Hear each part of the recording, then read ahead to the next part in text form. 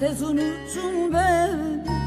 Dağlara mı yazdım yazdım, rüzgara mı yazdım, sulara mı yazdım, tez unuttun beni.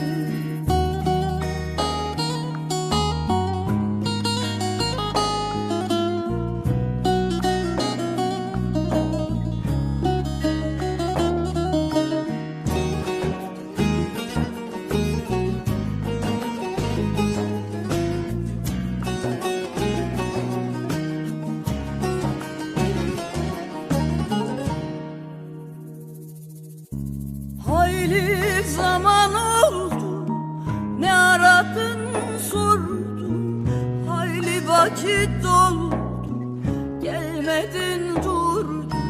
Hasretin hançeri sineme vurdu, demem o ki zalim sen beni yordun. Dağlara mı yazdın, sulara mı yazdın, rüzgara mı yazdın, tez unuttun beni. Dağlara mı yazdın yazdım, sulara mı yazdın, rüzgara mı yazdın, tez unuttun beni.